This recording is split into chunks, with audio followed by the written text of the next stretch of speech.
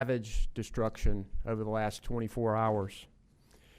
And as Hurricane Dorian continues on a path toward North Carolina, our state is facing the very real likelihood of storm damage. The latest forecast shows North Carolina could begin to feel the impacts of Dorian as early as Wednesday morning. We've been in constant contact with the National Hurricane Center, and we have consulted our experts. In the next 24 hours, we expect the storm to turn north and pick up speed. Local leaders, in consultation with our state emergency management, are carefully considering evacuation decisions now. Some are announcing evacuations this afternoon. I urge you to listen to your local officials, and if they order an evacuation, please follow their instructions. We know that these evacuations are inconvenient, difficult, and sometimes costly, but we must realize the potential deadly cost of refusing to evacuate when told. We have to respect the threat that Dorian brings. Today, I ask the President for a federal disaster declaration in anticipation of the storm's damage so that we can get federal help if we need it. Our State Emergency Operations Center is fully operational. Local, state, federal, nonprofit, and private sector partners are preparing right here as we speak. I have today activated 300 members of the North Carolina National Guard. We have hundreds of North Carolina's Highway Patrol troopers who will monitor major roadways throughout North Carolina to help evacuees. The Department of Transportation has moved resources toward the eastern side of the state to help motorists and patrol the highways. Swift water teams and search and rescue teams are ready to respond if they're needed. Incident management teams made up of emergency managers from non-affected areas will help counties that are affected with emergency operations. If you have not already done so, please make sure that your family is prepared, and please include your pets in your plans. Commercial fishermen should remove all fishing gear from the water before the storm's arrival, and boat owners in coastal areas should secure their boats now. Because this storm is anticipated to pick up speed, time is running out to get ready. So please, stock your emergency kit to support your family and pets for several days. Know what you will do if you have to evacuate with your family. Stay informed and know how to get severe weather alerts. Visit readync.org for helpful checklists so that you can make sure you've done everything you need to do. Preparations that you can make now could save your life later or lessen the chance that you might need rescue or shelter during a storm. Now I'm going to turn it over to Emergency Management Director Mike Sprayberry to brief us on a few issues. Thank you, Governor, and good afternoon. As the Governor said, the State Emergency Operations Center is now fully activated at a level 1 with all of our partners.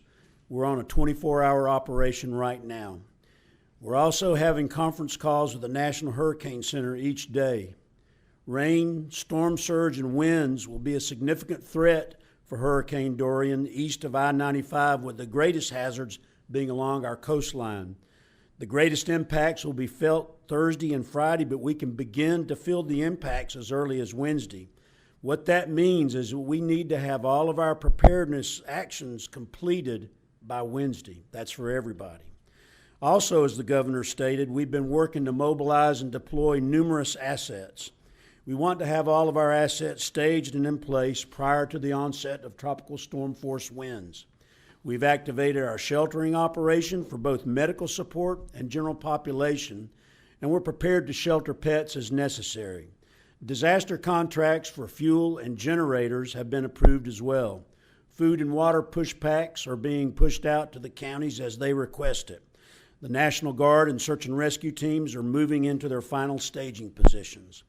Conference calls are being held with our county partners each day. They're meeting with their county control groups to make final decisions on sheltering and evacuations. In closing, let me thank our local partners for everything that they're doing and remind everyone to follow the instructions of their local officials and to maintain situational awareness through their local media. Thank you very much. Thank you, sir. So we have with us today a FEMA partner. We also have our meteorologist, Katie Webster, our secretary, Eric Hooks of the Department of Public Safety, General Todd Hunt from the North Carolina National Guard, Colonel Glenn McNeil, commander of the North Carolina Highway Patrol, Chief Engineer Tim Little from the North Carolina Department of Transportation, and Monica McGee is our sign language interpreter. We'll be glad to take questions. Sir. Last year during Hurricane Florence, right? How about grab the mic there? Thanks. Last year after Hurricane Florence, Wilmington was essentially cut off by land. I'm wondering if you're making any different preparations this time around, knowing that that's a possibility. Mike, you wanna grab that? We do know that's a possibility, and I can tell you that DOT's been working on a study to find out what type of mitigation measures that we can take to work on 40 to keep it from being cut off. We've stationed a lot of high water vehicles out in the eastern part of the state, and we're hopeful that we'll be able to negotiate those roads to get into Wilmington. It's still an issue. We're not denying that, but we are addressing it. It just takes a little bit of time, as you might imagine. Is there any, are you staging any more either equipment or supplies in the Wilmington area? So what we're doing is we're staging as far forward as we can, but staying out of the storm, the path of the storm, because we don't want to endanger any of our response resources. And so just as soon as the storm passes and upon the request of New Hanover County, we'll surge in there. Since I've got the mic, one more question.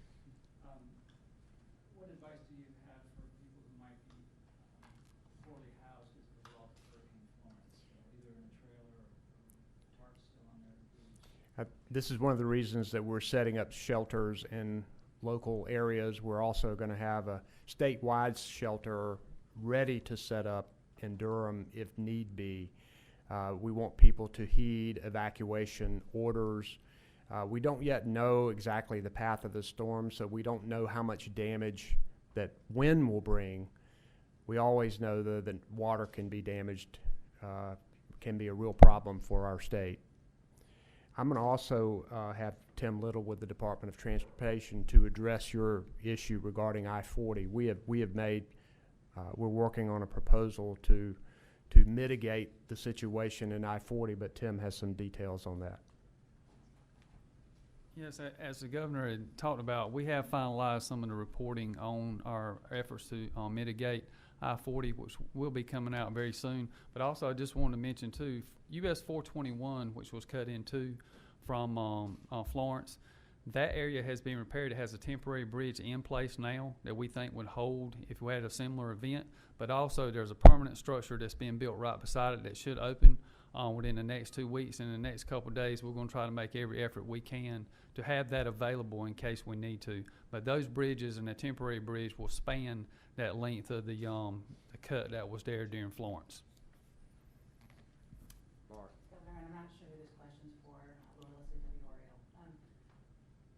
A lot of people out there who are still trying to recover from Florence, and in some cases even from Matthew, are wondering, are we in for the same thing again? I'm wondering what the meteorologist can say in terms of the flooding risks that we're facing at this point, whether we have reason to think it could be as bad or perhaps not. Well, I'll call on our meteorologist, Katie Webster.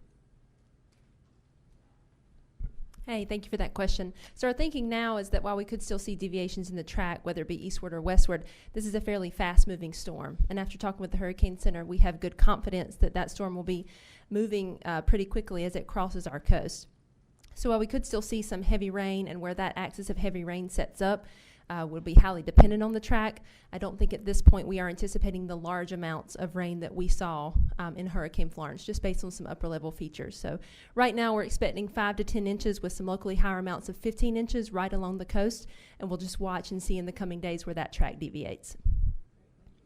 And one last question, how has, and I talked a little bit today, COO Director Sprague about this, how has Florence changed how the state is preparing for Dorian? So some of the things that we've done, I mentioned earlier that we had after-action reports done with our local emergency managers, and we asked for them to critique our performance. We took those critiques and incorporated them into our planning, which was specifically focused, I think, on having more swiftwater rescue assets, which we have subsequently purchased 46 additional swiftwater rescue boats, as well as, most importantly, sheltering. So I think you're seeing that we are activating our shelter operations a lot earlier. We are standing up a medical support shelter earlier, and we want to be in place so that when folks begin to evacuate, that we have some solutions for them and places to go to. You